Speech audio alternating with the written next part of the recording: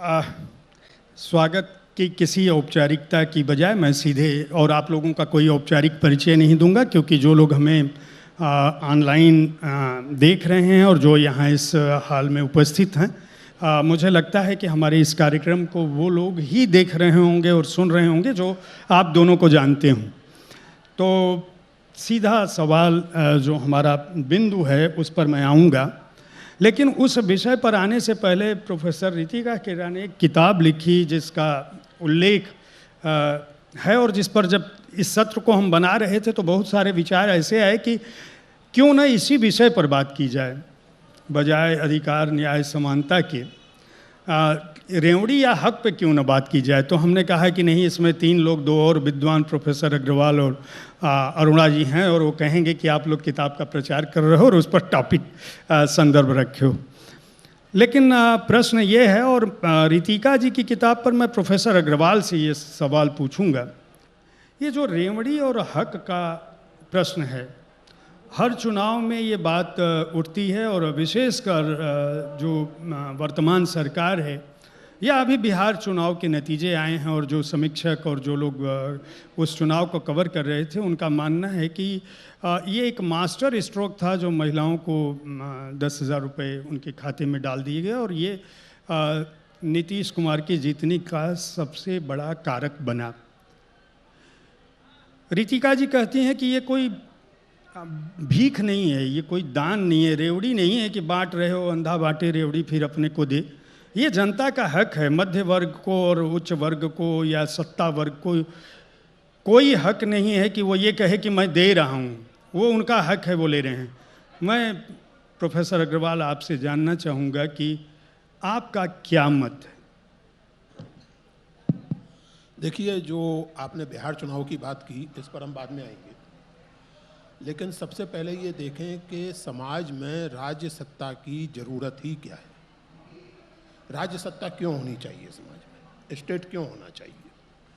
मैं आपको महाभारत याद दिलाना चाहता हूँ। महाभारत में जब युधिष्ठिर भीष्म से पूछते हैं कि राजा का उदय कैसे हुआ, राजा क्यों बना, तो युधिष्ठिर को बताते हैं भीष्म के पहले तो किसी राजा की ज़रूरत नहीं थी, सब लोग अपने आनंद से एक दूसरे का सहयोग करते थे और रहते थे।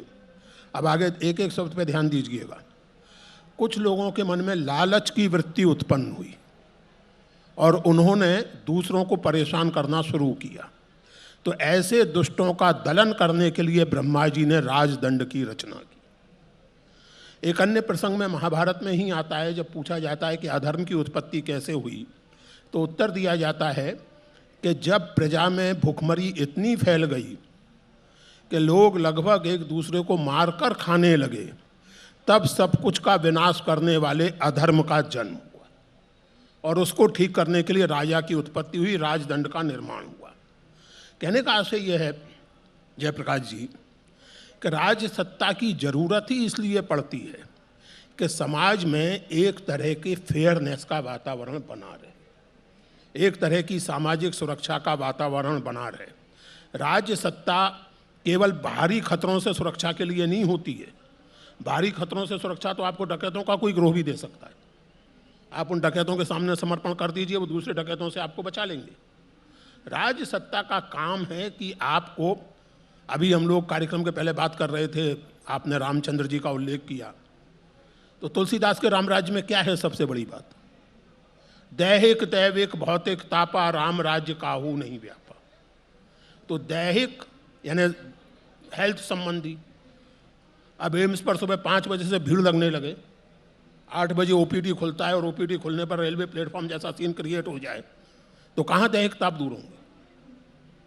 दैविक यानी सड़कों पर गौ माता घूमती रहती है, एक्सीडेंट हो जाते हैं, तो कैसे दैविक ताप दूर होंगे। भौतिक यानी कि कुछ लोग बेहद संपन्न हैं, अपने पत्नी को निजी एयरक्राफ्ट गिफ्ट में दे सकते हैं, पुत्री को 18 करोड़ की अंगूठी गिफ्ट में दे सकते हैं, कुछ लोग 10,000 पाके समझते हैं कि उनको बहुत कुछ मिल गया। तो इन्हीं चीज़ों को रेगुलेट करने के लिए, इन्हीं चीज़ों को कंट्रोल करने के लिए राज्य सत्ता की ज़रूरत होती है। ये महाभारत भी बताता है, अन्य प्रमाण भी बताते हैं, और लेटेस्ट मैंने आपको कहा तुलसीदास जी बताते हैं। इसलिए ये कहना कि ये जो चीज़ें सरकारें देती हैं ये कोई कृपा है या कोई रेवड़ी है, ऐसा कुछ नहीं है। मैं रीतिका जी के आर्गुमेंट के मूल तत्व से बिल्कुल सहमत हूँ कि welfare in any civilized society is the right of an individual, not the grace of any government. It is as simple as that. Ritika ji, यहाँ जिस आखिरी बिंदु पर प्रोफेसर अग्रवाल ने बात छोड़ी कि यह कोई अनुदान दान नहीं है, ये अधिकार है, और जिस बात की आप लगातार पैरवी कर रही हैं, 2014 से जो सरकार भारत में है वह यही काम तो कर रही है। वो तो कह ही रहे हैं कि हम दे रहे हैं, इतने करोड़ लोगों को खिला रहे हैं, फिर द्वंद्व कहाँ पर है? एक उदाहरण मैं दे देती हूँ जो मेरे लिए इस डिबेट को बहुत अच्छे से, हाँ, जो इस रेवड़ी और हक का जो डिबेट है उस पे बहुत साफ दिखता है कि क्यों हमारा दोहरा स्टैंड है। तो मातृत्व लाभ, ठीक है, मातृत्व लाभ के लिए हमारे देश में 1961 में एक कानून पारित हुआ, मैटरनिटी बेनिफिट्स एक्ट। उसमें कहा गया कि मेरे जैसी महिला जिसके पास मेरी जैसी नौकरी है, मेरे जैसी महिला मतलब मेरी तरह नौकरी करने वाली महिला के वो 6 महीने का, तब सिर्फ कम हफ्ता 14 हफ्तों का था, लेकिन अब 26 हफ्तों का हो गया 2017 से। हमको 6 महीने का अवकाश मिलेगा जिसमें हमारी नौकरी भी सुरक्षित रहेगी और हमें पूरी सैलरी भी मिलेगी, ठीक है। और जब ये तब कानून 61 में पास हुआ, 2017 में इसमें संशोधन होकर इसको 26 हफ्ते बढ़ा दिया गया, तब सबने इसकी वाहवाही की। इन्होंने कहा ये बहुत ज़बरदस्त है। अगर आप ILO देखें, इंटरनेशनल लेबर ऑर्गेनाइजेशन, उन्होंने दुनिया में एक स्टैंडर्ड सेट किया है। उन्होंने कहा 12 हफ्ते या 14 हफ्ते होना चाहिए, हमारा उससे दुगना है लगभग, ठीक है। और इसका हम सब स्वागत करते हैं। लेकिन ये जो हक है वो केवल मेरे जैसी महिलाओं के लिए है, और इस तरह की नौकरियां केवल 5 या 10% महिलाओं के पास हैं। जब इसी तरह का प्रावधान कानून 2013 में खाद्य सुरक्षा कानून के तहत बना, तो उसमें हमने क्या किया, हमने कहा कि हम उन महिलाओं के लिए जो 90% महिलाएं देश की जो सबसे वंचित हैं, सबसे कठिन जिंदगी है, उनके लिए जब ये कानून बना तब उसमें 6,000 रुपये का प्रावधान रखा गया मातृत्व लाभ के रूप में, केवल 6,000 रुपये। अगर मेरे जैसी महिला मेरी नौकरी में होगी तो 6 लाख के आसपास हमें मिलेंगे 6 महीनों में। उस महिला के लिए सिर्फ 6,000 रुपये का प्रावधान है। और उसके लिए भी जब इसकी घोषणा हुई तब कुछ प्रगतिशील महिला पत्रकार ने कहा कि अरे ये इस तरह से आप पैसा दोगे बच्चा गर्भवती होने पर तो गरीब महिलाएं और बच्चे पैदा करेंगी। तो ये द्वंद्व आपको दिख रहा है कि जब दूसरों के लिए, जो सबसे वंचित लोग हैं, जब उनके लिए हम कुछ करते हैं या हमारे जैसे लोग उनके लिए मांगते हैं, तो उसको फटाफट रेवड़ी का जामा पहनाया जाता है। और जब हमारे लिए होता है तब हम बिल्कुल कहते हैं कि ये तो हमारा हक है। तो मुझे लगता है कि यही चीज़ आज भी जो आप पूछ रहे हो, 2014 से सरकार चल रही है और इतने लोगों को, वो एक्चुअली कानून वैसे 2013 का बना हुआ कानून है, पिछली सरकार ने कानून बनाया था।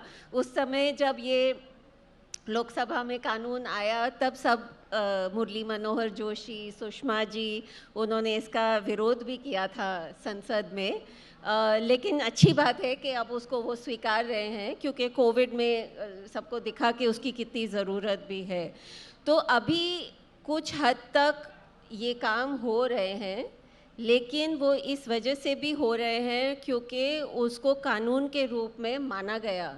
2004 और 14 के बीच में 3-4 ऐसे लोगों के हित में जो कानून बने, वो योजना के रूप में नहीं चले। पहले 2013 से पहले भी जन वितरण प्रणाली थी, PDS की दुकान थी, गल्ले की दुकान जो भी कहते हैं, जहाँ पे मिट्टी का तेल, गेहूँ, चावल, गल्ला मिलता था, लेकिन वो योजना थी। उसको 2013 में कानून, खाद्य सुरक्षा कानून बनाया गया। इसलिए भी जब न्यूनतम जो MSP की डिबेट चली, जब सारे किसान लड़ रहे थे, तब ये बचा रहे इसलिए भी गया क्योंकि कानून था, उसके लिए उनको खरीदारी भी करनी थी। जी प्रोफेसर अग्रवाल, मैं आपसे इसी जो रितिका जी कह रही हैं और जो मेरा प्रश्न था, मेरा प्रश्न यह है कि जब एक सरकार करती है तो प्रतिपक्ष उसकी बहुत कड़ी आलोचना करता है उसी नियम की,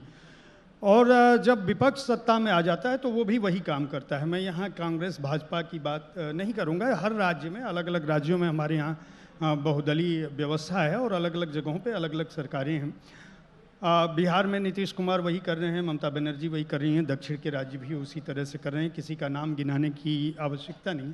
मैं ये जानना चाहता हूँ कि ये विवाद इस तरह से क्यों होता है, इसको नागरिक अधिकार के रूप में दर्ज क्यों नहीं होता, मेरा एक प्रश्न ये है। और इसी से जुड़ा दूसरा प्रश्न है कि यहाँ पर जो भ्रष्टाचार की स्थिति है कि जब समाज के आखिरी आदमी तक पहुँचाने की बात सरकारें योजनाएँ लागू करती हैं तो एक वक्तव्य हर चुनाव में आता है कि भारत के प्रधानमंत्री ने, राजीव गांधी ने कहा था कि पैसा दिल्ली से चलता है, यहाँ तक पहुँचता है, और जिसके लिए प्रधानमंत्री मोदी ये श्रेय लेते हैं कि मैंने उसको डिजिटलाइज करके सीधे अकाउंट में पहुँचा दिया, तो वो भ्रष्टाचार रोक दिया। ये दो बिंदु हैं हमारे, ये दोहरा चरित्र भारत में विशेषकर राजनीति और राजनेताओं में क्यों देखने को मिलता है, और वस्तु स्थिति कहाँ है, वाकई जनता को लाभ मिल रहा है या नहीं? आपने असल में दो सवालों के नाम पर कई सवाल एक साथ पेश कर दिए, तो मुझे थोड़ा समय दीजिएगा। पहली बात तो ये कि राजीव गांधी के उस बयान को और कुछ नहीं तो राजीव गांधी की स्पष्टवादिता और ईमानदारी का तो प्रमाण माना ही जाना चाहिए। दूसरा ये कि वर्तमान प्रधानमंत्री जी जो कहते हैं, अभी बिहार का चुनाव हुआ है, पिछले दिनों बिहार की कैग रिपोर्ट में बहुत बातें कही गई थीं, उनकी मीडिया में कोई चर्चा नहीं हुई। वर्तमान केंद्र सरकार की भी अनेक नीतियों, अभी जो सड़क मैं अभी देख रहा था, वो कौन सी दिल्ली मुंबई एक्सप्रेसवे जिसको कहा जा रहा है सबसे महंगी एक्सप्रेसवे, उस पर कल ही दुर्घटना हुई है। एक गाड़ी किसी खंबे से टकराई, खंबा सड़क पे आ गिरा। मतलब भोपाल में ऐसे ऐसे अद्भुत इंजीनियरिंग के चमत्कार किए गए हैं पुल बनाने में, 90 डिग्री पर पुल मुड़ जाता है। अब ये और बात है कि आप जैसे पत्रकार, आप जैसे नहीं लेकिन कुछ पत्रकार और कुछ मीडिया हाउस इन चीज़ों को चर्चा के लायक नहीं मानते। यानी ये वही स्थिति है कि मैं करूं तो पुण्य है और वो करे तो पाप है। तो ऐसा मैं कुछ नहीं मानता कि इस सरकार में आकर भ्रष्टाचार गायब हो गया है। दूसरी बात यह है कि भ्रष्टाचार किसी भी विकासशील अर्थव्यवस्था की एक अनिवार्य बुराई है, इसको हमें स्वीकार करना चाहिए, तभी हम रियलिस्टिकली उसको कन्फ्रंट कर सकते हैं, वरना वो केवल एक पॉलिटिकल बहस का और प्रतिद्वंदिता का मुद्दा बना रहता है। तीसरी बात ये कि ये एक बहुत अच्छी बात आपने कही कि एक लेवल पर ये हमारे समाज में जन कल्याणकारी योजनाओं की ज़रूरत पर आम राय भी व्यक्त करता है कि हर सरकार करती है, हर पार्टी करती है, विपक्ष में होकर उसका विरोध करने लगती है। बात सही है, बिल्कुल सही है, लेकिन ये रेवड़ी शब्द इस तरह की योजनाओं के लिए प्रधानमंत्री जी ने लोकप्रिय बनाया है।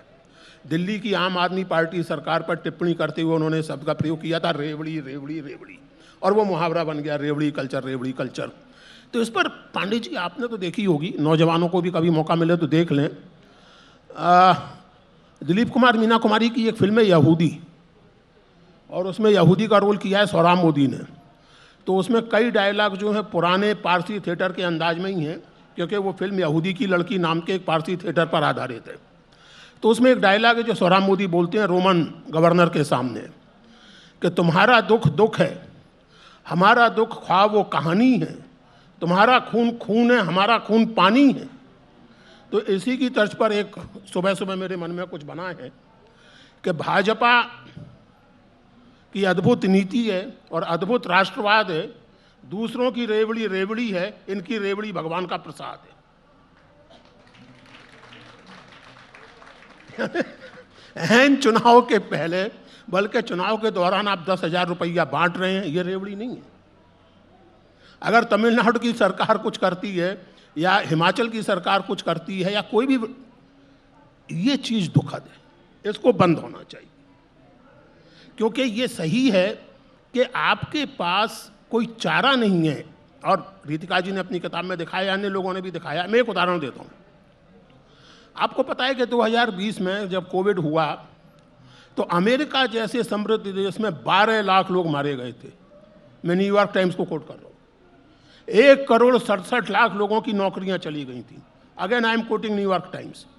और तब लोगों को वो किताब याद आई जो 2017 में छपी हुई एलिजाबेथ रोजेंथल की, जो किताब का नाम था एन अमेरिकन सिकनेस। और उसमें उन्होंने दिखाया कि चूंकि अमेरिका में हेल्थ पूरी तरह प्राइवेटाइज है, तो पूरी तरह आप बीमा कंपनियों की गिरफ्त में। अमेरिकन ने याद रियलाइज किया और समझा इस बात को, और आज वहाँ स्थितियाँ थोड़ी बदली हैं। आप हेल्थ, एजुकेशन, ट्रांसपोर्ट, इन सब चीज़ों को सीधे सीधे प्राइवेट सेक्टर के हवाले नहीं कर दे सकते। और इसलिए किसी भी सरकार का, लोकतांत्रिक सरकार का खास करके ये कर्तव्य है कि वो कुछ बुनियादी सुविधाएं, कुछ बुनियादी चीज़ें नागरिकों को हक के रूप में उपलब्ध कराए। और जब कोई दूसरी पार्टी कराए तो उसे खामखा में रेवड़ी ना कहे, वरना ये सिवाय एक राजनीतिक पाखंड के और कुछ प्रतीत नहीं होता। प्रोफेसर रितिका, एक प्रश्न मेरा इसी प्रोफेसर अग्रवाल की प्रश्न से उत्तर से आया है। ये नागरिकता की पहचान का जो बिंदु है, जिसका लिए आपने सिक्रेसी से जोड़ के भी एक बड़ा विधिक लड़ाई भी लड़ी थी, और तमाम आपका मानना था कि यह नागरिक अधिकारों का हनन जैसा है, हमारी निजता का उल्लंघन है। और आधार पर एक बड़े आंदोलन का आप हिस्सा रही हैं, लगातार उस तरह के विचार आए हैं। और हमारे जो यंग बच्चे हैं जो मानते हैं कि आधार आज के समय में, आप माने या ना माने, वह हमारा पहचान पत्र की तरह का है। अगर नागरिकता का प्रश्न भारत में हल ना हो तो जो अधिकार है वह आएंगे कहाँ से? आपका क्या मानना है, ये निजता और अधिकार के बीच की जो लड़ाई है, इसको कोई भी सरकार अगर सत्ता में हो तो उसे कैसे हल करे? तो आप शायद मेरे विचार थोड़े यूटोपियन, आइडियलिस्टिक लगेंगे, लेकिन मुझे ऐसे लगता है कि जो भी यहाँ है, चाहे हम दूसरे देश में जाएं, तब हम क्या चाहते हैं कि हमारे साथ किस तरह का व्यवहार हो, वहाँ पे हमारे क्या हक हो। तो वोटिंग के अलावा मुझे लगता है कि बाकी सब हक होने चाहिए। नागरिकता में वोटिंग पे आप रुक सकते हो, लेकिन उसके अलावा रोज़गार का अधिकार, खाने का अधिकार, पोषण का अधिकार, स्वास्थ्य का अधिकार, शिक्षा का अधिकार, ये सब चीज़ें सबके लिए होनी चाहिए। और आप अगर दक्षिण अफ्रीका का कॉन्स्टिट्यूशन देखें जो अपार्थाइड के बाद आया, उसमें उन्होंने अपने कॉन्स्टिट्यूशन में हर निवासी के लिए ये अधिकार रखे हैं, हर नागरिक के लिए नहीं रखे। तो हम पहला देश ऐसा नहीं होते अगर हम ऐसे करते कि अगर आस पड़ोस के देशों से जो लोग हमारे यहाँ काम करने आते हैं, यहाँ पे अपना, क्योंकि यहाँ पे उस तरह का काम करने के लिए लोग तैयार नहीं हैं, तो अगर हम उनको राशन कार्ड दे दें या उनको रोज़गार और उसके साथ जुड़े हुए सारे जो सुविधाएं वो दें, वो मेरे ख्याल से उनका भी अधिकार होना चाहिए। एक वोटिंग पे है, हम मेरे ख्याल से वो सबके लिए नहीं हो सकता। निजता का जो सवाल है वो थोड़ा अलग है और वो आधार से बहुत जुड़ा हुआ भी है। जब आधार आया था तो वो बार ये कांग्रेस के टाइम की देन है तब से हम इसका विरोध कर रहे हैं। आधार हर निवासी के लिए है, वो नागरिकता नहीं एस्टैब्लिश करता।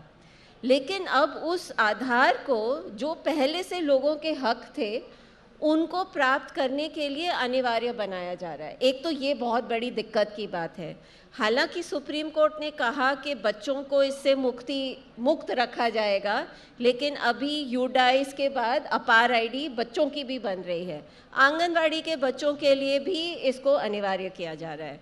निजता कहाँ आती है इसमें? अगर मेरा आधार मेरे बैंक अकाउंट से जुड़ा है, मेरे मोबाइल नंबर से जुड़ा है, जहाँ मैं काम करती हूँ वहाँ पे जुड़ा हुआ है, अभी कहीं कुछ खबर आई है कि अगर कोई कॉन्सर्ट में जाएगा तो वहाँ पे भी आधार चेक करने की बात हो रही है। अगर नेटफ्लिक्स और प्राइम या जो भी होता है उससे भी जुड़ा हुआ हो, तो अभी क्या है, वो सारे मेरे ज़िंदगी के अलग अलग पहलू जो हैं वो एक दूसरे से अलग हैं, हाँ, वो इंडिपेंडेंट है। लेकिन एक आधार हर एक में जुड़ जाए तो वो मेरे ज़िंदगी के सारे अलग अलग पहलुओं के बीच में एक ब्रिज का काम करता है। और किसी के पास भी मेरा आधार होने से वो इधर उधर से मेरी पूरी ज़िंदगी के बारे में पता कर सकते हैं। एक छोटा उदाहरण इसको स्पष्ट कर देगा। अगर एक्चुअली किसी ने एक चुटकुला भी बनाया था इस पे, ये जो स्टैंड अप कॉमिक्स हैं उनमें से किसी ने किया था कि कोई पिज़्ज़ा के लिए फ़ोन करता है कहीं पर और उसको वो पूछती है कि कौन सा पिज़्ज़ा चाहिए, तो वो बोलता है पेपरोनी पिज़्ज़ा। तो वो कहती है कि नहीं नहीं, हमारे रिकॉर्ड के हिसाब से आपका कोलेस्ट्रॉल हाई है। तो क्योंकि उसने आधार से उसका मेडिकल रिकॉर्ड खींच के अपने पास रखा हुआ है। तो कहता है अच्छा चलो भाई वेजिटेरियन कुछ ऑप्शन दे दो। तो ऐसे करते करते फिर पेमेंट की बात आती है, तो वो कहती है कैश के कार्ड, तो कहता है कार्ड, कहते हैं नहीं नहीं नहीं, यहाँ से दिख रहा है कि तुम्हारा कार्ड अभी ब्लॉक्ड है या कुछ है। तो इस तरह से आपकी ज़िंदगी, जो निजी आपकी ज़िंदगी है, चाहे वो आपका मेडिकल रिकॉर्ड हो, आप कूदते हो तैरते हो कि नहीं, एक्सरसाइज करते हो कि नहीं, आप कहाँ काम करते हो, आपका किस दिन तनख्वाह आई है, ये सारी जानकारी अगर बाज़ार में फैल जाए तो आप एक तरह से वल्नरेबल हो जाते हैं कि आपके साथ कोई चीटिंग कर सकता है या आपकी निजी जानकारी का दुरुपयोग भी कर सकता है। तो आधार की आपत्ति उस नज़रिए से आ रही है। और जो नागरिकता का सवाल है, हकों का सवाल है, ये व्यू आजकल बहुत पॉपुलर नहीं है, लेकिन मुझे लगता है कि बहुत सारे ये अधिकार सबके, इंसान होने के नाते ये हमारे अधिकार हैं। एक वोटिंग का जो अधिकार है वो नागरिकता से जोड़ा जा सकता है, लेकिन जीने का अधिकार तो हम सबको है। प्रोफेसर अग्रवाल, ये प्रश्न मेरा है कि जब आपने जिस पहले उत्तर में दैहिक दैविक भौतिक तापा की जब बात की तो राम राज शब्द का प्रयोग किया।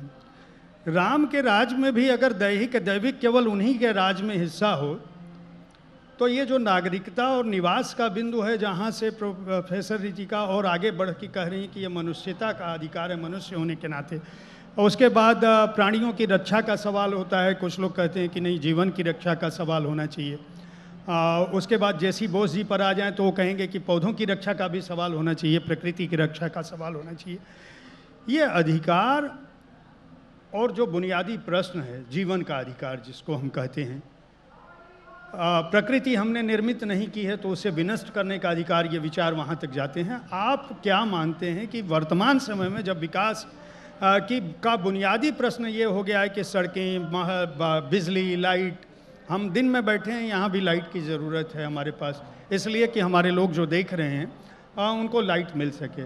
तो अगर हम यह प्रश्न खड़ा करें कि ये बिजली कैसे उत्पादित हुई और उस पर तमाम तरह के सवाल हों तो लाइट नहीं जलेगी, कहाँ जाकर रुकती है ये बात? इस सवाल के लिए मैं बहुत आपका धन्यवाद करता हूँ पांडे जी, क्योंकि आपने अगेन इस सवाल के जरिए कुछ बड़ी बुनियादी चीज़ों की ओर हमारा ध्यान खींचा है, परस्पर संबद्ध चीज़ों की ओर। सबसे पहली बात मैं ये कहना चाहता हूँ कि चाहे महाभारत हो, चाहे रामचरितमानस हो या कोई वो हो, मैं जब इन चीज़ों को उद्धृत करता हूँ, याद करता हूँ, तो ये याद रखते हुए याद करता हूँ कि उनके और मेरे बीच में सैकड़ों और हजारों वर्षों का फासला है जिसे मिटाया नहीं जा सकता। इसलिए उस ज़माने में कही गई किसी बात को लिटरली जैसे का तैसा आज लागू करने की कल्पना व्यर्थ है, ये संभव नहीं है। क्योंकि टेक्नोलॉजी का विकास हुआ है, राजनीतिक ढांचों का विकास हुआ है। तुलसीदास जी के ज़माने में नेशन स्टेट नाम की चीज़ नहीं थी, एम्पायर्स होते थे। मुग़ल एम्पायर था, मिंग एम्पायर था और तमाम एम्पायर थे, ऑस्ट्रो हंगेरियन एम्पायर था।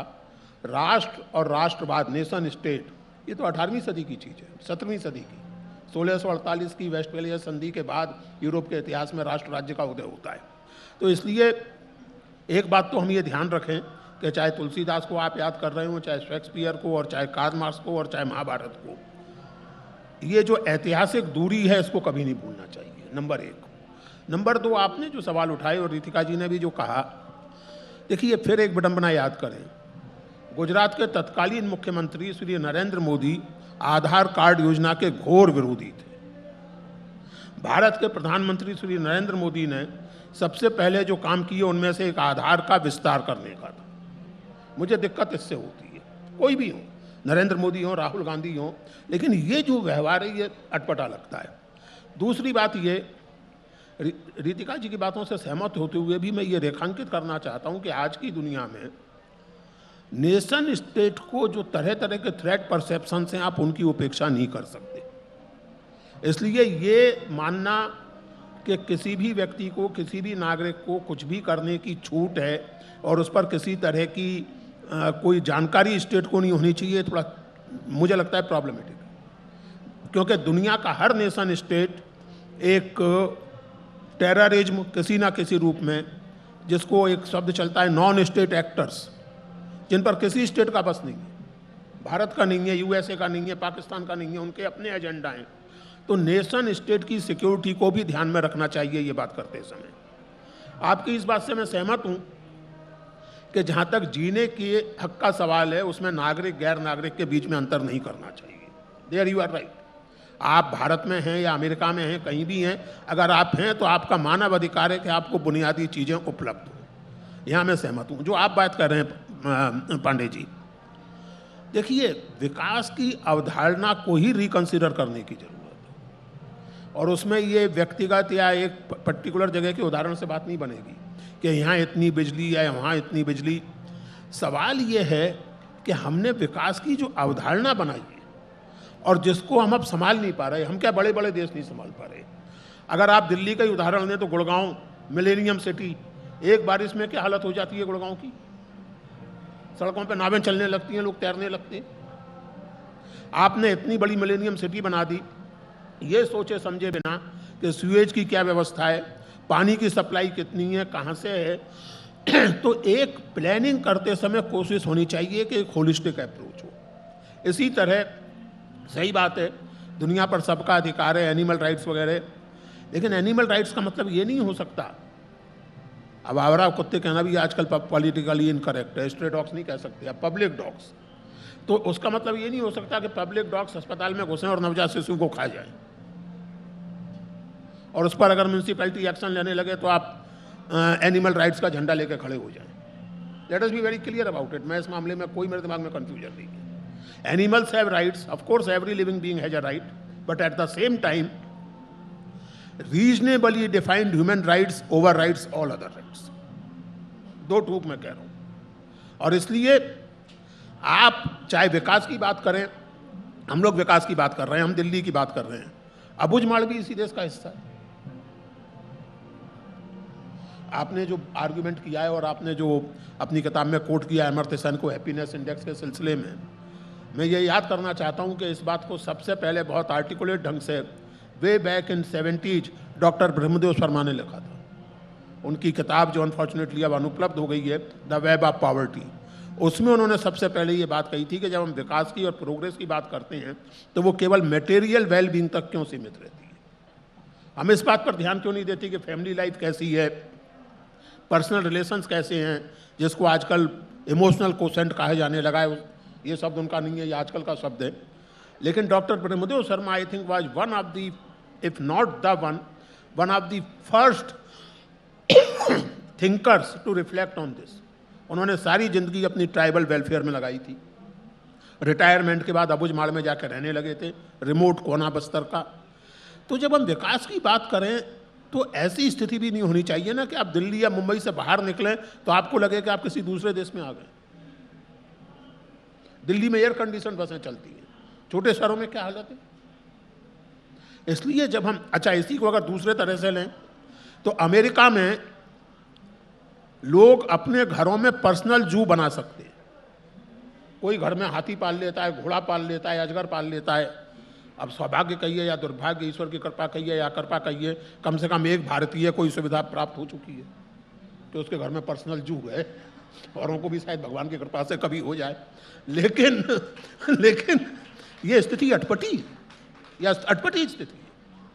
यानी freedom is a very important value जिस पर अमेरिकन गर्व करते हैं, but freedom can not mean the freedom at the cost of everything else. यानी मेरी फ्रीडम बाकी दुनिया जाए भाड़ में। मैं अमेरिका में रहा हूं और कई बार जाता हूं। 8 कमरों का घर है, घर से बाहर निकलते समय कोई बत्ती बंद करने की परवाह नहीं करता, क्योंकि उनको तो बिजली मिल रही है, अंधाधुंध बिजली मिल रही है। पेट्रोल, वहां मैं आपसे मजाक नहीं कर रहा हूं, अमेरिका के कुछ स्टेट्स में पेट्रोल डबल रोटी से ज्यादा सस्ता है। डबल रोटी $1.5 की मिलेगी, पेट्रोल आपको $1 में मिल जाएगा।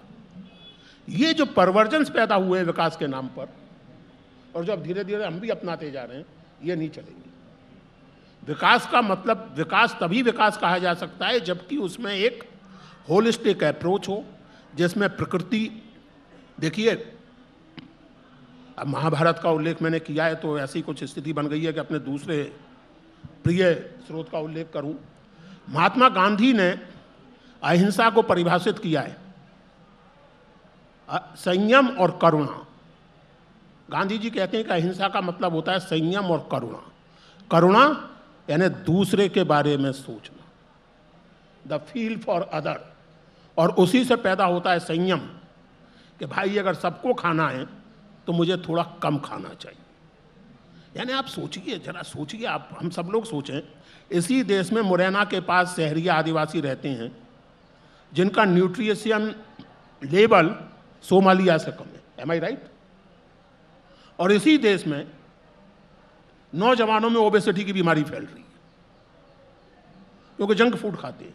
ये अमेरिकन बीमारी हम भारत ले आए हैं। अमेरिका में ओबेसिटी बहुत बड़ी महामारी मानी जाती है। भारत में मेरी उम्र के लोग मोटे हों वो भी समझ में आता है, हम तो जिंदगी भर खा खा के मोटे हो गए। लेकिन 15-12 साल के बच्चे जो हैं मुझसे ज़्यादा हृष्ट-पुष्ट नजर आते हैं आजकल। तो there is something rotten. Professor Khera, ये जहाँ पे बिंदु प्रोफेसर अग्रवाल ने छोड़ा, मैं वहीं से बात शुरू करूँगा।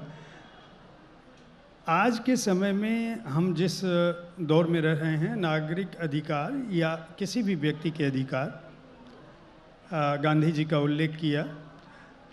हमें क्या हक है कि हम किसी को ये कहें कि तुम मोटे हो, तुम दुबले हो, तुम पतले हो, तुम ऐसे रहो, तुम वैसे रहो? सॉरी, ये सवाल मुझसे किया जाना चाहिए। हमें हक तब है जब आप सीमित प्राकृतिक संसाधनों में अपने हिस्से से ज़्यादा हासिल कर रहे। गांधी जी की बात चली है। गांधी जी से पूछा जाता था कि आपकी नैतिकता का मूल प्रतिमान क्या है, आधार क्या है, तो वो ईशावास्य उपनिषद का पहला मंत्र याद करते थे। ईशावास्यमिदं सर्वम यत् किंच जगत्याम जगत तेन त्यक्तेन भुंजी था माँ गृत कस्यस्वित धनम। ईश्वर की बनाई इस सृष्टि में सबका हिस्सा है, तुम्हारा भी हिस्सा है, दूसरों का भी हिस्सा है। इसलिए अपने हिस्से का भोग करो, लेकिन इतना त्याग करते हुए कि दूसरे का हिस्सा बना रहे। सर फिर उसी को स्ट्रक्चर करने की बात अभी रीतिका कर रही थी। ये ऑर्गेनाइज सेक्टर में है तो इनको मैटरनिटी बेनिफिट एक प्रकार के मिलेंगे, एक मजदूरन को नहीं मिलेंगे। इसी तरह हमारे यहाँ कुछ दिन पहले एक चर्चा चली थी कि in this country there is too much democracy. बहुत डेमोक्रेसी हो गई है, इसलिए रिफॉर्म नहीं हो पाते। तो आप जब तक बोलते रहें और आप जब तक मनमानी करते रहें तब तक टू मच डेमोक्रेसी नहीं होती है। आपका ड्राइवर या आपके घर में खाना बनाने वाली संडे को छुट्टी मांगने लगे तो टू मच डेमोक्रेसी हो जाती है। आपको तो सप्ताह में 2 दिन छुट्टी चाहिए। ड्राइवर अगर कहे कि साहब संडे को आऊँगा तो ओवर टाइम लूँगा तो टू मच डेमोक्रेसी हो जाती है। That is the problem. ऐसे ही आप संतुलन कर सकते हैं कि there has to be a basic sense of equality, there has to be an ideal of equality. Equality का मतलब ये नहीं है कि कोई मोटा है तो उसे ज़बरदस्ती दुबला कर दिया जाए सर्जरी के द्वारा। इक्वलिटी का आइडिया ये है कि भाई साहब मोटापा अच्छी चीज़ नहीं है, और ये जो बर्गर फर्गर आप खाते रहते हैं इतने महंगे महंगे, इनसे बेहतर है कि थोड़ी ज्वार की रोटी खा लो। तो शायद मैं आजकल वही खा रहा हूँ ताकि सुधर जाऊँ। प्रोफेसर खेरा, आपका क्या विचार है? प्रश्न मेरा वही है कि जब हम ईशा उपनिषद और गांधी जी की बात कही प्रोफेसर अग्रवाल ने, और साथ ही साथ जो सड़क पे कुत्ते हैं उनका भी एक बिंदु उठाया कि कहीं न कहीं उस पर रोक होनी चाहिए। आप क्या मानती हैं, ये जो रेखा है, जब हम इसको तय करने लगते हैं कि कानून तय करने लगता है कि सड़क पर यह जीव होगा और नहीं होगा, तो राज्य सत्ता को नियम पूर्ण ढंग से संचालित करने की ताकत जिन नागरिकों से मिलती है, आप उन नागरिकों के भी बाहर जाती हैं और हमारा जो पारंपरिक स्रोत हैं, जितने भी उद्धरण, मेरा प्रश्न ये है कि हम जब अतीत से उठाते हैं तो सर्वे भवन्तु सुखिनः की बात करते हैं, हम अंतरिक्ष के भी शांति की परिकल्पना करते हैं, और जब हम हकीकत में आते हैं तो हम उतने ही ज़्यादा अलग ढंग से हम पश्चिम के उद्धरण को उठाना शुरू कर देते हैं। आखिर हो कैसे समाज या सरकार, कोई भी सत्ता में हो, अगर एक बिंदु उठाया, चूँकि प्रोफेसर अग्रवाल बार बार ऐसी जगहों पर जा रहे हैं जहां मैं जाने से बचने की कोशिश कर रहा हूं। वो कह रहे हैं कि मोदी जी मुख्यमंत्री थे, विरोध कर रहे थे, प्रधानमंत्री बने, लागू कर दिया। मैं कह रहा हूं कि ये तो और अच्छी बात है कि एक व्यक्ति अपने को परिवर्तित करने के लिए तैयार है, इसलिए क्योंकि समाज का हित हो सके। बुराई कहाँ है? आप नहीं, स्वीकार कर लें, बस ये ना कहें कि मैं तो पैदाइश चीज से समझदार हूँ। ये मान लें कि समझ विकसित हुई है, दैट्स ऑल।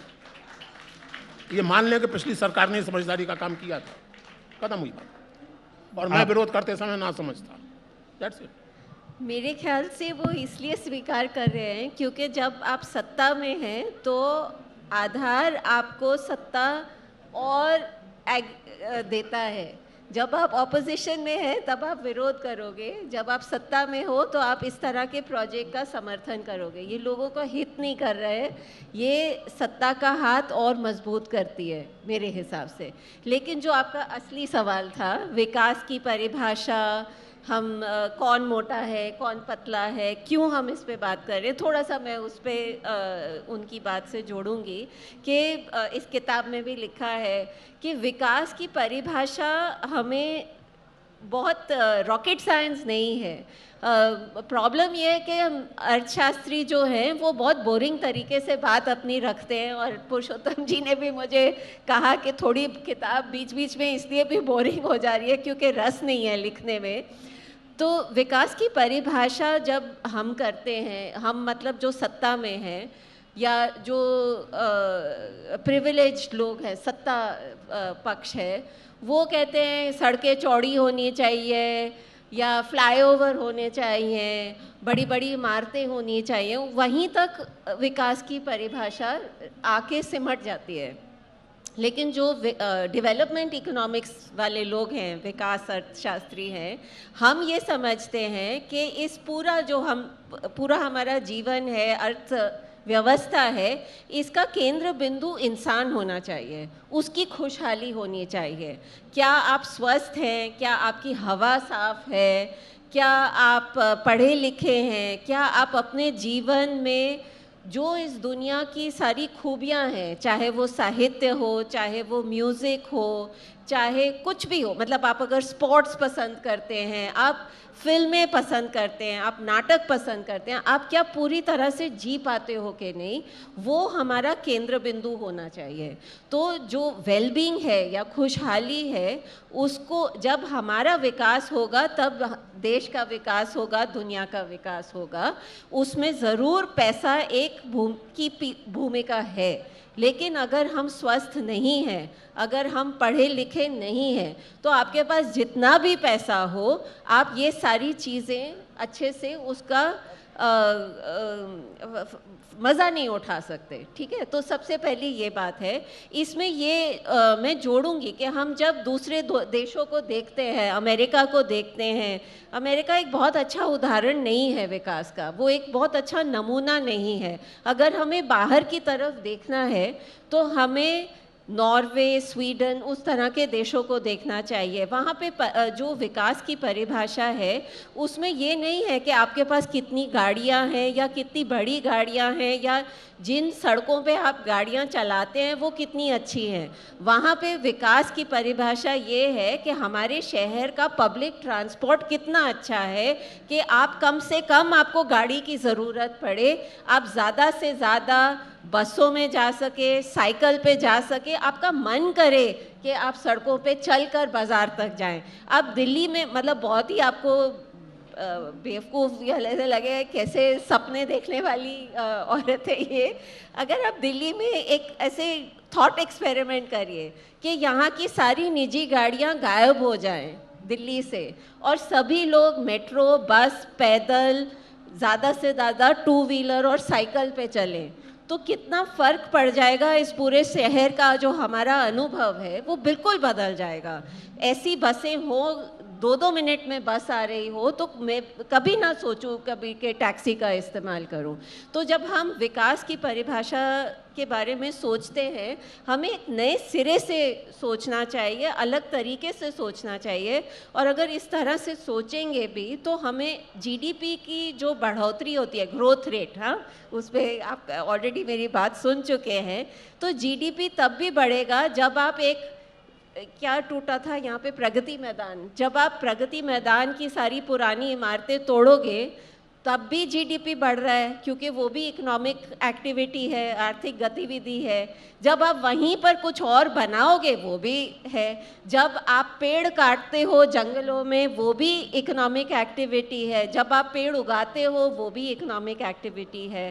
क्या हमें ऐसी आर्थिक व्यवस्था खड़ी करनी है जिसमें टीचर, नर्स, डॉक्टर, पत्रकार, साहित्यकार, म्यूजिशियन से जीडीपी बढ़ रहा है, या हम ऐसी आर्थिक व्यवस्था बनाना चाहते हैं जहाँ पे बंदूकें, पोल्यूशन, कटे हुए जंगल, इस तरह की गतिविधियों से आर्थिक बढ़ोतरी आ रही है। तो दोनों विकल्प हैं हमारे पास, और एक हद तक मैं मानती हूँ कि हमें बिजली की ज़रूरत है, तो कहीं ना कहीं कोल पावर प्लांट ज़रूर लगेगा, पर कम से कम हम इस तरीके से सोचें तो सही कि क्या किस दिशा में हम जाना चाहते हैं, वो बहुत ज़रूरी है। और दूसरा जो आपका जुड़ा हुआ थोड़ा सवाल था कि हम कैसे किसी को बोले तुम मोटे हो, तुम पतले हो, तो उसमें तो वर्ल्ड हेल्थ ऑर्गेनाइजेशन ने मानदंड बनाए हैं। बच्चे जब पैदा होते हैं उसके लिए एक आइडियल वेट होता है, उसका वज़न 3 किलो या कितने से कम नहीं होना चाहिए। अगर वो उससे कम है तो उससे इस बात की गुंजाइश बढ़ती है कि लो बर्थ वेट बेबीज़ जो होते हैं कि वो जब बड़े होंगे तो उन्हें बीमारियां एक प्रकार की ज़्यादा हो सकती हैं। और उसी तरह महीने के महीने जिनके बच्चे हैं उनको पता होगा, उसकी हम हाइट और वेट दोनों चीज़ें मॉनिटर करते हैं, खासकर 3 साल तक। और जब तक वो बच्चा नॉर्म्स के अनुसार चलता है तो सब ठीक है, लेकिन उन नॉर्म्स में ये लिखा से हमें पता है कि जो उससे कम होगा वज़न में और हाइट में, ऊंचाई में, तो उसको मतलब उसका पोषण अच्छे से नहीं हुआ है। और वज़न एक तरह से ज़्यादा होने से, उस नॉर्म से ज़्यादा होने से भी उसको बीमारी की गुंजाइश ज़्यादा है। इस तरह की शिक्षा लोगों में होनी चाहिए ताकि मुझे ना कहने की किसी को ज़रूरत पड़े कि आपको शायद वज़न बढ़ाना है या वज़न घटाना है। लोगों को खुद को ये एहसास हो कि मैं नॉर्म के अनुसार हूँ या नहीं। तो ये एक साइंटिफिक फैक्ट है कि अगर जो WHO के नॉर्म्स हैं उसमें उन्होंने दुनिया भर के बच्चों को शामिल किया और उसमें दिल्ली के भी बच्चे थे, जिसमें अगर उस बच्चे को अच्छे से पोषण मिलता है तो वो लंबे बहुत होते हैं। हमारी एवरेज हाइट देश में बहुत कम इसलिए है क्योंकि हमें पूरा पोषण नहीं मिल पाया है, और ये इंटरजेनरेशनल इशू है। अगर मेरी माँ कमज़ोर होगी, उसको अनीमिया होगा, वो कम हाइट की होगी, तो मुझे भी अच्छे से पोषण नहीं मिल पाएगा और मैं भी अपना फुल पोटेंशियल नहीं हासिल कर पाऊँगी। सॉरी, शायद फिर से मैं डेवलपमेंट इकोनॉमिस्ट की तरह बोरिंग हो रही हूँ, इसलिए मैं अपनी बात रोक रही हूँ। अभी उसी पर आऊँगा। प्रोफेसर अग्रवाल कुछ कहना चाहते हैं। ये जो मेरा प्रश्न यह है कि ये जो WHO की बात हो रही है, जितनी भी वैश्विक संस्थाएं हैं माना यह जाता है कि इन वैश्विक संस्थाओं का उद्देश्य अपने हित में नीति निर्माण करना है। विकास के जितने भी बिंदु और धरातल पर हम बात कर रहे हैं, एक तरफ हम जब पुरातन ग्रंथों में जाते हैं तो मन और आत्मा तक जाती है विकास की, या समुन्नत कहाँ हो रहे हैं, हमारे जो पुनर्जन्म की अवधारणाएं हैं, बहुत सारे विषय बिंदु इस पर हो सकते हैं। मैं ये जानना चाहता हूँ कि अर्थशास्त्री के रूप में जो रितिका बार बार बात कह रही है कि ये मानक है, ये मानक होना और वास्तव में धरातल पर स्थितियों का होना, आप इन्हें किस रूप में देखते हैं? देखिए, ऐसा है, किसी हद तक ये बात सही है। ये आरोप बहुत से लोगों ने लगाया है कि जो तमाम सारी वैश्विक संस्थाएं हैं उनमें पश्चिमी देशों के, पूंजीवादी देशों के न्यस्त स्वार्थ हैं और उनकी नीतियां उससे प्रभावित होती हैं। ये आरोप लगाए गए हैं और जाहिर है किसी हद तक सही भी है, लेकिन इस सब में जाने की ज़रूरत नहीं है। हम एक चीज़ पर भरोसा कर सकते हैं और वो ये कि अपना अनुभव, अपनी सहज बुद्धि। हम हमारे देश की राजधानी में रहते हैं। दिल्ली विकास के किसी भी प्रचलित मानक पर बहुत विकसित नगर है, और उसी के साथ अभी कुछ दिन पहले दिल्ली के ही एक मशहूर डॉक्टर ने ये राय दी थी कि अगर आप अफोर्ड कर सकते हैं तो कम से कम 8 हफ्ते के लिए दिल्ली से बाहर चले जाइए, क्योंकि दिल्ली की हवा जहरीली है। कल मेरे एक डॉक्टर मित्र ने मुझसे कहा कि तुम्हारी सांस में कुछ अजीब सी आवाज़ आती है, तुम नियमित रूप से घर के भीतर भी मास्क पहनकर रहा करो। ये भी कहा गया है कि अगर आप स्मोकर नहीं भी हैं तो दिल्ली में रहने भर के कारण आप दिन में लगभग 10 सिगरेटों जैसा प्रदूषण अपने फेफड़ों में पहुंचा देते हैं। इसके लिए किसी WHO रिपोर्ट की ज़रूरत नहीं है। दिल्ली का हर नागरिक जानता है दिल्ली की हवा की क्या हालत है। दिल्ली का हर नागरिक जानता है कि दिल्ली में धूप वैसी नहीं होती जैसी मिसाल के तौर पर किसी साफ सुथरे नगर में हो सकती है या होती है। हम दिल्ली में धूप कम और धुंध ज़्यादा देखते हैं, फॉग ज़्यादा देखते हैं। इसके लिए आपको किसी WHO की शरण में जाने की ज़रूरत नहीं है, ये आपका अनुभव है। दूसरी बात जो आपने पिछली बार भी कही थी और दोबारा दोहराई कि भारतीय चिंतन परंपरा में मन, आत्मा और सबकी बात होती है।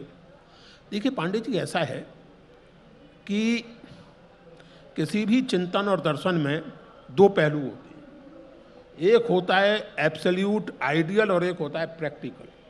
गांधी जी अहिंसावादी थे। गांधी जी ने यह कभी नहीं कहा, जैसा प्रचार किया जाता है, कि फौज को डिसमेंटल कर दिया जाए।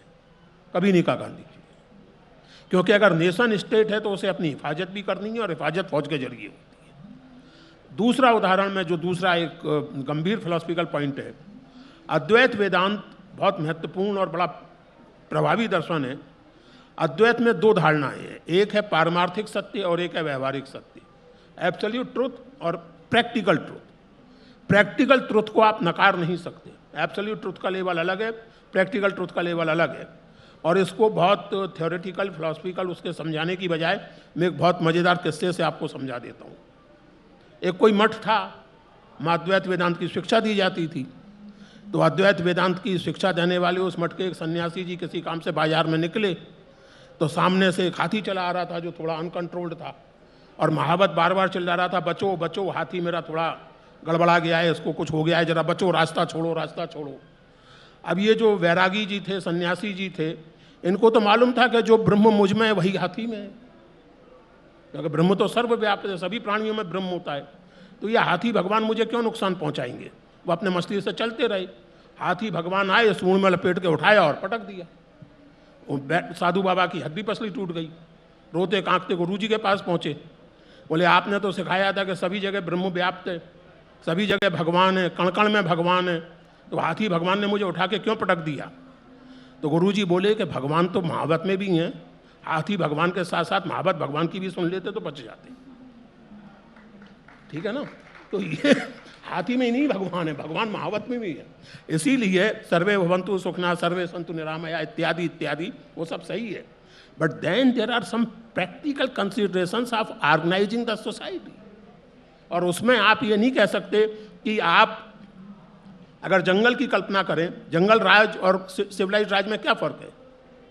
जंगल राज में सारे राइट्स टाइगर और लायंस के कंट्रोल में होते हैं।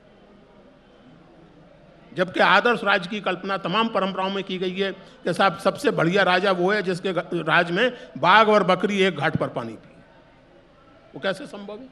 तभी संभव है जब बाघ को मालूम हो कि बकरी को खाम परेशान करेगा तो ठीक कर दिया जाए। तो ये इसलिए ये जो मतलब ये कई बार लोग तर्क देते हैं कि साहब प्राचीन परंपराएं हवाई नहीं थी। वो लोग इस बात के प्रति सचेत थे, वो जानते थे। महाभारत अहिंसा परमो धर्मा, अहिंसा परमो धर्मा, लगातार महाभारत ये बात कहता है युद्ध का वर्ण, क्योंकि अहिंसा की स्थापना के लिए कई बार हिंसा का सहारा लेना पड़ता है। तो इसलिए ये आपसे मैं निवेदन करूंगा और तमाम नौजवान दोस्तों से कि जब ब्रह्म भर की एकता देखें, भगवान की दुनिया भर में व्याप्ति देखें, तो केवल हाथी भगवान को नहीं, महावत भगवान को भी याद रखें, वरना हड्डी पसली टूटेगी अनिवार्यतः। प्रोफेसर रीतिका, ये जो अर्थशास्त्र का जो बिंदु है, यह प्रोफेसर अग्रवाल भले ही कह रहे हैं कि हाथी महावत की भी सुनो और सृष्टि, ये सृष्टि का पूरा जो नियंत्रण है वो शक्ति केंद्रित है, ऊर्जा है, तो वह अपनी ओर संचालित करती है। सूर्य के इर्द गिर्द धरती क्यों घूमती है, इस तरह के अनंत प्रश्न हैं। न्याय का बिंदु हमारे आज के विषय का आखिरी बिंदु है, और चूंकि हमारे पास समय कम है, आधुनिक समय में हम 2025 के आखिरी महीनों में 2 महीने बचे हैं, 2 महीने में भी नहीं, न्याय की जो आदर्श अवधारणा है, बतौर विकास अर्थशास्त्री आपका क्या मानना है कि यह जो न्याय की अवधारणा है वह वैश्विक परिदृश्य में जो वर्तमान है, ऐसा क्या हो कि हम ये माने कि ये न्यायपूर्ण व्यवस्था हो गई,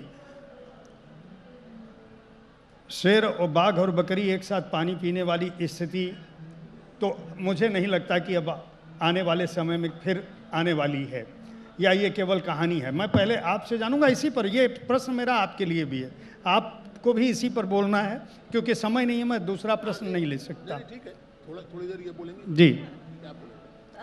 मुझे एक बार किसी ने कहा था कि मुझे उम्मीद की बीमारी है, तो मैं अभी भी सोचती हूँ कि हमारे हाथों में एजेंसी है, हम अपना भविष्य खुद गढ़ सकते हैं। अगर सब अपना जो हमारी एजेंसी का इस्तेमाल करेंगे तो हम एक अच्छे संसार की भी रचना कर सकते हैं। आज अरुणा नहीं है तो एक उन्हीं से सीखा हुआ नारा था, न्याय समानता हो आधार, ऐसा रचेंगे हम संसार। तो मेरे ख्याल से मेरे लिए वो एक, उनके बहुत सारे नारे हैं उनके संगठन के, पर ये वाला मुझे बहुत सुंदर लगा और जीवन के लिए एक अच्छा मंत्र भी है। और दूसरा एक जॉर्ज ऑवेल की एक लाइन है जो मैं सबके साथ शेयर करूँगी, either we all live in a decent world or nobody does. अगर किसी और की ज़िंदगी खराब है तो हम सबकी ज़िंदगी खराब है। अगर गाज़ा में इतने बच्चों को मारा जा रहा है तो हम उससे ऐसे करके आगे नहीं बढ़ सकते। वो हमारे साथ भी हो सकता है, वो नहीं भी हमारे साथ हो सकता, किसी और के साथ हो रहा है, तो हमें उसको स्वीकार नहीं करना चाहिए। और जब तक हम कुछ बोल सकते हैं, कुछ कर सकते हैं, तो हमें ज़रूर बोलना और करना चाहिए, ताकि ये दुनिया की जो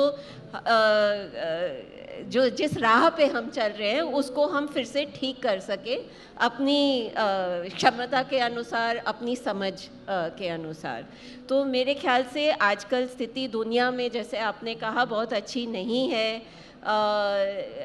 बहुत सारे देशों में आर्म्स इंडस्ट्री से बहुत पैसा कमाया जा रहा है, उनकी जीडीपी में आर्म्स इंडस्ट्री की बहुत बड़ी भूमिका है। तो और अगर वो निजी क्षेत्र में उस तरह की इंडस्ट्री, तो उनका मुनाफा वही है कि दुनिया में लोग लड़ते रहें, क्योंकि उससे उनका बाज़ार बनता है। तो इसीलिए मैं पहले भी कह रही थी कि हम किस तरह की दुनिया चाहते हैं, जिसमें डॉक्टर और नर्स हो और साफ हवा हो, कि जहाँ पे हमारी अर्थव्यवस्था से हम बंदूकें बना रहे हैं।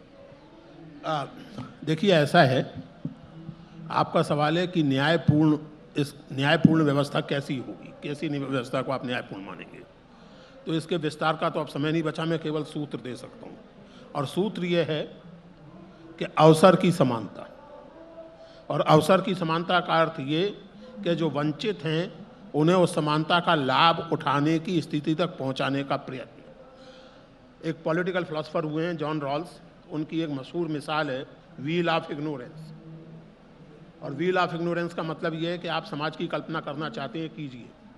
कुछ देर के लिए ये भूल जाइए कि आप स्त्री हैं, पुरुष हैं, गोरे हैं, काले हैं, ब्राह्मण हैं, दलित हैं, क्या हैं, ये भूल जाइए, हिंदू हैं, मुसलमान हैं। फिर एक समाज की कल्पना कीजिए कि कैसा उसे होना चाहिए। और आप एक समाज की कल्पना करते हैं, मान लीजिए, और जिसमें आप कल्पना करते हैं कि औरतों को पुरुषों का सेवक होना ही चाहिए, औरत को सेकंड क्लास सिटीजन होना ही चाहिए। और जब आपकी आंखों से वो व्हील ऑफ इग्नोरेंस हटाया जाता है तो मालूम पड़ता है कि आप खुद औरत हैं। ये बहुत पुरानी बात रही है हमारे यहाँ, पूरी दुनिया भर की फिलोसफीज में। जैसे कांट बहुत बड़े एथिकल फिलोसफर थे, उनका बेसिक प्रिंसिपल यही था कि दूसरों के साथ वो व्यवहार मत करो जो तुम नहीं चाहते कि तुम्हारे साथ किया जाए, एज सिंपल एज दैट। तो जो अवसरों की समानता, समानता का मतलब ये नहीं है कि सबको काट कर 6 फुट का या 5 फुट का कर दिया जाए। समानता का मतलब ये है कि irrespective of caste, creed, gender, class, whatever, सबको अवसर की समानता मिले। और जिनको वो समानता किसी कारण उपलब्ध नहीं है, आप कल्पना कीजिए कि आप एक प्राइवेट यूनिवर्सिटी में पढ़ते हैं हिंदुस्तान में, मैं किसी यूनिवर्सिटी का नाम नहीं लेना चाहता, लेकिन जहाँ मिसाल के तौर पर ग्रेजुएशन करने की फीस 15 लाख रुपए है और दुनिया की आधुनिकतम सुविधाएं हैं, और फिर आप यूपीएससी का इम्तान देते हैं या कोई इम्तान देते हैं, और आपके मुकाबले में वो लड़का है जिसके यहाँ क्लास भी जो है वो महीने में 15 दिन होते हैं, 15 दिन नहीं होते हैं। यह अवसर की समानता नहीं है, यह अवसर की समानता का वहम है। तो अवसर की समानता, और जहाँ उस समानता के मार्ग में बाधाएं हैं उन्हें हटाने का प्रयत्न मेरी दृष्टि में न्यायपूर्ण व्यवस्था का मूल आधार ही है। ये सूत्र है, बाकी इसका विस्तार बहुत हो सकता है। प्रोफेसर अग्रवाल, प्रोफेसर खेरा, आप दोनों का साहित्य आज तक के इस मंच पर आने के लिए बहुत बहुत आभार। साहित्य आज तक का यह प्रयास रहा है और हमारे समूह का यह प्रयास रहा है कि हम आज तक को समाचार चैनल के रूप में हमारी जो स्थिति है, साहित्य के इस मेले को विचारों के एक संगम के तौर पर, मनोरंजन के एक अवसर के तौर पर, संस्कृति और सभ्यता के अवसर पर और नागरिक निर्माण के अवसर पर, मनुष्यता के बिंदु पर जितने भी तरह के विचार इस दुनिया में हैं उन सबके तौर पर प्रस्तुत कर सकें। और आप जैसे लोग जब आते हैं हमारे मंच पर तो हम उसे मानते हैं कि ये इससे हमारी जो युवा पीढ़ी है वह उन विचारों तक पहुंच सकेगी जिसके लिए आप लोगों ने पूरी एक उम्र लगा दी। आप लगातार, रितिका जी अभी तो अपेक्षाकृत युवा हैं और लगातार काम कर रही हैं, तो बहुत सारी बधाई, शुभकामनाएं और आभार। आप लोग ऐसे ही अपने चिंतन और विचारों से समाज को जागरूक रखें। और मैं एक सत्र में आपसे बातें नहीं हो सकती, इसलिए जब भी हमें अवसर मिलेगा हम प्रयास करेंगे कि आप लोग आते रहें। बहुत बहुत आभार आपका।